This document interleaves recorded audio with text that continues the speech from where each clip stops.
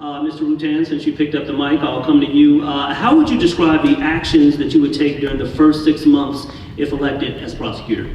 Well, the first thing I do is I pick up the 251 files, murder files, and I'd analyze every single one of them and determine which ones are overcharges. The biggest problem in the prosecutor's office is what I call the beginning and the end. The beginning is grand jury. As a defense attorney, I've lost one trial in the last 5 years. It's not because I'm so great, it's because of overcharging. It's because prosecutors, for some reason, treat it like law school instead of applying the facts to the exam. They do that for negotiating tactics, which in turn slows down the process. Another thing I would do is judicial release. I love judicial release.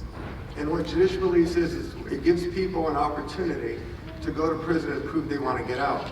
Over 13 years of being a lawyer, every time I try to get somebody out early that's been doing great, it's always objected to. They don't think. So the first thing I'm going to do is instill thinkers. And I've spoken to a lot of prosecutors, and they have moral drain, because they just want to be lawyers. And so what I'm going to do is I'm going to give them policies and procedures and guidance for every case so they know how to handle it. And that will in turn speed up the case process, because what happens is, as lawyers, you go in there, hey, what's going on? Well, you got to have standards, and with me, I can tell you right now, no child crime is going to be negotiated. They're going to get the fullest extent of law. Same thing with murder, life for a life. But you also have to understand, which I do, because I've represented murderers, but my track record shows you what?